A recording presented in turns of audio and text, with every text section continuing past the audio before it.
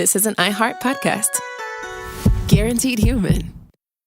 Support for the show comes from Public, the investing platform for those who take it seriously. On Public, you can build a multi-asset portfolio of stocks, bonds, options, crypto, and now generated assets, which allow you to turn any idea into an investable index with AI. It all starts with your prompt. From renewable energy companies with high free cash flow to semiconductor suppliers growing revenue over 20% year over year, you can literally type any prompt and put the AI to work. It screens thousands of stocks, builds a one-of-a-kind index, and lets you backtest it against the S&P 500. Then you can invest in a few clicks. Generated assets are like ETFs with infinite possibilities, completely customizable and based on your thesis, not someone else's. Go to public.com/podcast and earn an uncapped 1% bonus when you transfer your portfolio. That's public.com/podcast. Paid for by Public Investing. Brokerage services by Open to the Public Investing Inc. Member FINRA and SIPC. Advisory services by Public Advisors LLC, SEC registered advisor. Generated assets is an interactive analysis tool. Output is for informational purposes only and is not an investment recommendation or advice. Complete disclosures available at public.com/disclosures. Almost as important as the tax cuts, we've slashed a record number of job-crushing regulations. That includes for you, and that includes tremendous numbers of environmental regulations, which stopped your businesses, but they didn't do anything, and they had no impact. If anything, they made the environment worse. But we eliminated 129 old regulations for every new one that was approved. It was supposed to be 1 in 10, and it's turning out to be 129. 1 in 129, so we're getting rid of 129 nonsense regulations for every new one that we pass. You're listening to the 47 Morning Update with Ben Ferguson. Good Tuesday morning. Nice to have you with us on the 47 Morning Update, and we've got one big story coming out of the White House. First up, Iran says they fired on U.S. warships in the Strait of Hormuz. This coming as the U.S. sinks not 1, not 2, not 3, not 4, but 5, 6 small Iranian fast boats, as Trump warns the regime that they could be blown off the face of the earth. Now, before we get to that, I want to say something that's really important, and that is, do you want to help the people that are still under siege right now in Israel? So many of you have stepped up to help have a huge impact, and the International Fellowship of Christians and Jews is on the front lines helping those that are desperately in need right now that are in Israel, and because of you, you're having a huge impact. All right, I want to take a moment and I want to talk to you about the incredible impact that you can have for the people of Israel right now. Right now, our Jewish friends are feeling forgotten. There's a Jewish woman named Esther I'd like to tell you about, and her home is in Israel. Esther is living through days and nights of fear. Sirens are sounding, rockets screaming through the sky, long stretches spent in a bomb shelter. She's 84 years old. Esther is elderly. She's fragile and all alone. Now imagine that. No help, no food deliveries, no medical care, no one knocking at the door. It's a war zone. But because of friends like you, Esther is not alone. Now through the IFCJ, they are there bringing her food, meeting her urgent needs, and reminding Jewish people like Esther, you are not forgotten. In times of fear and uncertainty, your compassion brings hope and real help. Esther asks that you hear these words, quote, to those who give, you are doing a very great mitzvah, a good deed. You give from your heart. May God protect you. Friends, I want you to know that your gift to God's people is truly hope-giving and life-saving.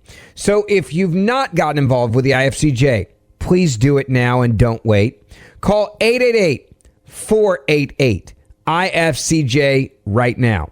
That's 888-488-IFCJ. Or go to ifcj.org. That's ifcj.org.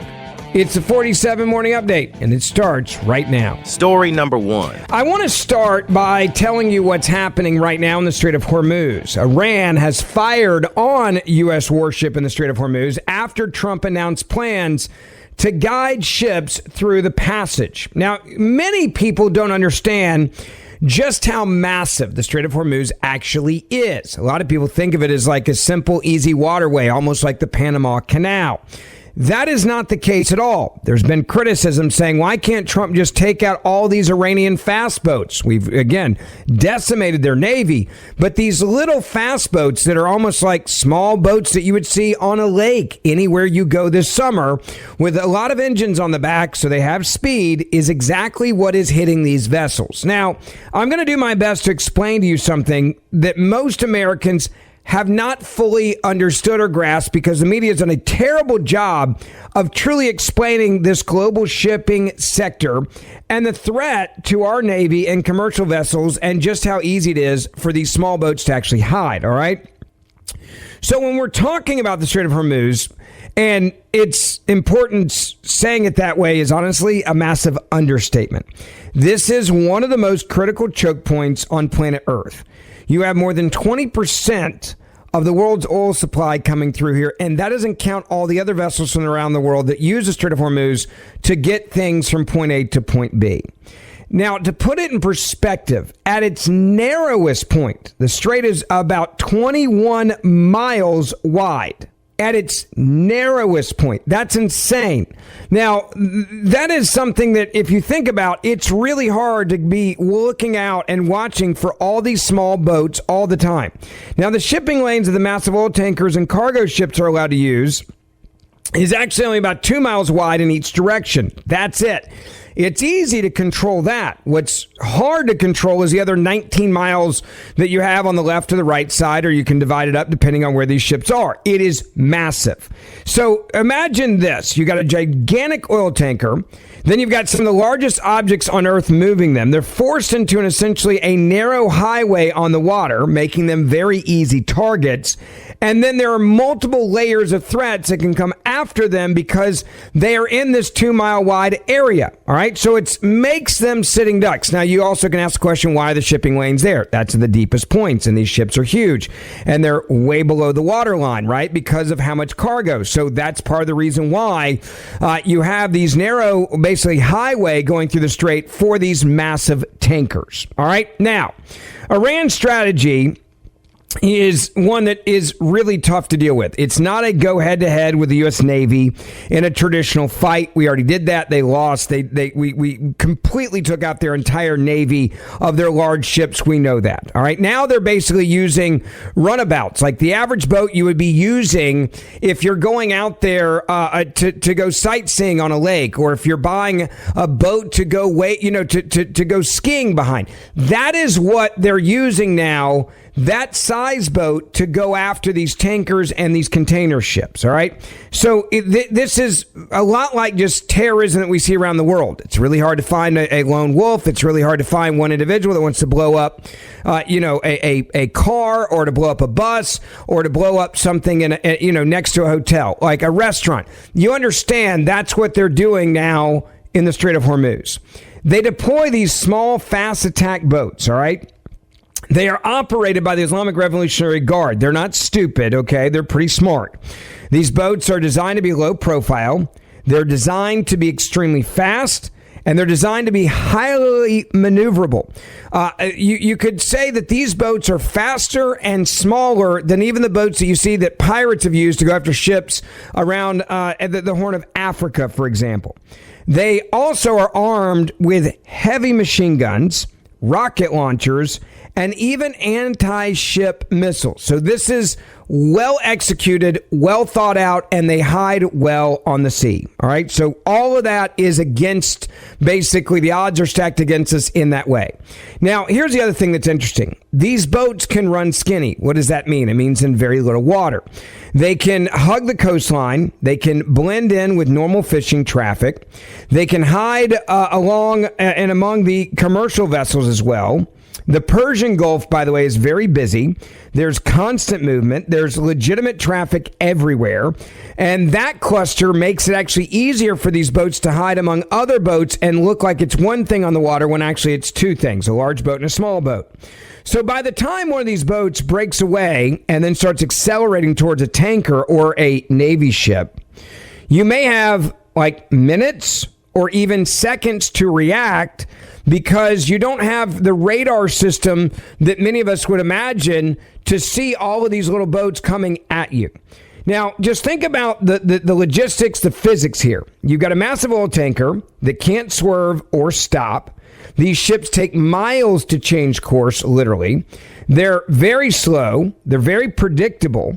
And they're very vulnerable in these narrow highway lanes that are 2 miles wide. The Iranian boats can swarm, meaning you're not dealing with one threat. You're dealing with 5 or 10 or even a dozen of them coming from multiple directions at once at one of these takers. They practice this. They're pretty good at it. And it's like trying to defend a convoy of semi-trucks on a 2-lane road. All right, while motorcycles are flying at them in every angle of direction at high speed. That is the best analogy that I can give you. Now, you've got roughly 20% of the world's oil supply that's passing through the strait. Any disruption, even a temporary one, sends the energy prices skyrocketing overnight. We've witnessed that. So now that you understand this, I want to go back to what America did do, and it's pretty impressive in the last 24 hours. The U.S. has sunk 6 of these small Iranian boats. I would refer them as mosquitoes. And Trump is also now warning the regime that they could be blown off the face of the earth if they don't stop this. Now, we sank these 6 small Iranian boats that were deployed to harass vessels that were stuck in the Strait of Hormuz shortly before Trump warned the Islamic Republic that, look, you guys keep this up, I'm going to blow you off the face of the earth. And I'm sick and tired of dealing with you, and you guys better reopen the critical waterway, and we're going to do everything we can. Now, Admiral Brad Cooper, who's head of the U.S. Central Command, known as CENTCOM, he told reporters Monday afternoon in a press call that while Iran historically has deployed between 20 and 40 small boats to threaten commercial shipping in the Strait, he said, today we saw just 6, and we were able to eliminate all of them. He said, we have an enormous amount of capacity, capability, and firepower that's now concentrated in and around the strait, including Apache helicopters, Seahawk helicopters, and he also emphasized that Iran's military capability has been dramatically degraded, which means we've got a upper hand right now on this. Again, that is great news. When you look at the Strait of Hormuz, not only does it connect the Persian Gulf to the Gulf of Oman, it connects one part of the world to the other. And it's massive. It's not small. And I say that so that you understand just how big this is. Now, Monday's strike occurred after Trump announced Sunday evening of this new Project Freedom. It's this initiative to move maritime traffic through the strait since it's been backed up for months from the start of Operation Epic Fury on February the 28th.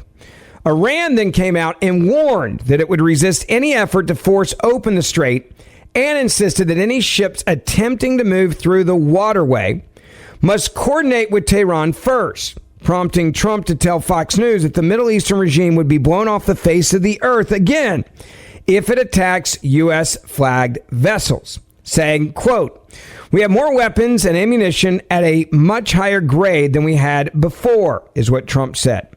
We have the best equipment. We have staff all over the world. We have these bases all over the world. They're all stocked up with equipment, and we can use all of that stuff, and we will if we need it. Now, the president claimed that Iran has become much softer. In other words, you can mold them more regarding the peace talks that have stagnated since mid-April. Now, let me also go back to what CENTCOM said. All right, Cooper did not say whether America's strikes on Iran's fast attack boats and Tehran's claims that it fired at U.S. warships constitute a collapse of the fragile ceasefire secured last month. So that is, again, up in the air at this point on what's really happening. What Cooper did say was this. I think the key thing here for us is we're merely there as a defensive force to give a very thick layer of defense to commercial ships and commercial shipping to allow them to proceed out of the Persian Gulf.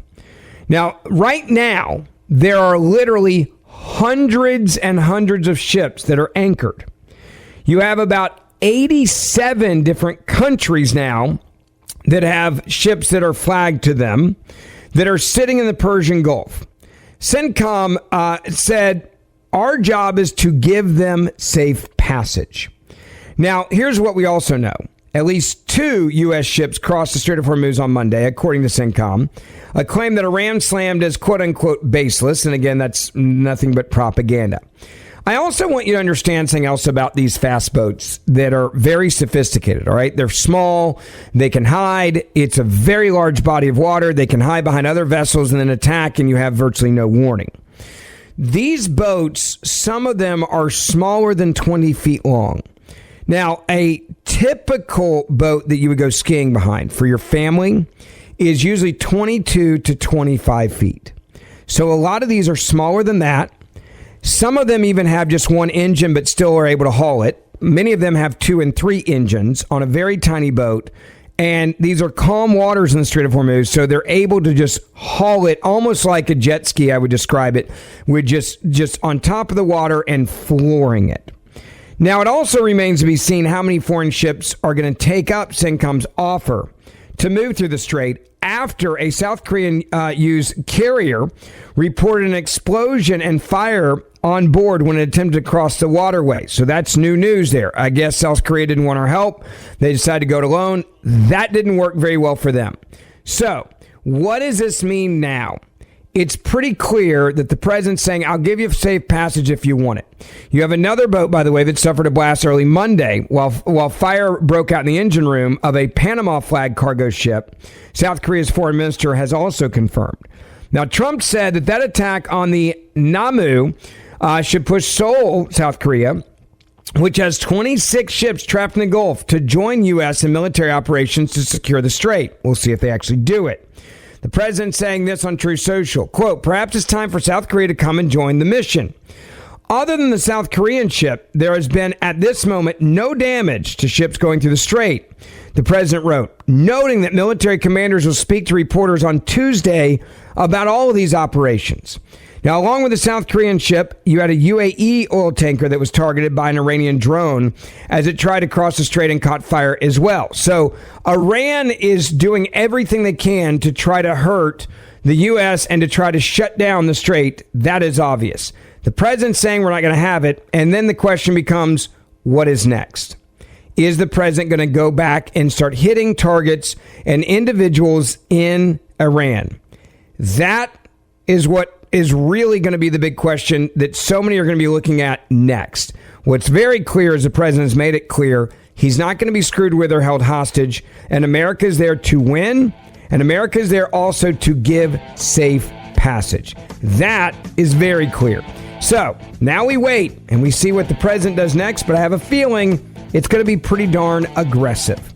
Quick break. Ben Ferguson Show more coming up. Thank you for listening to the 47 Morning Update with Ben Ferguson. Please make sure you hit subscribe wherever you're listening to this podcast right now. And for more in-depth news, also subscribe to the Ben Ferguson Podcast, and we will see you back here tomorrow.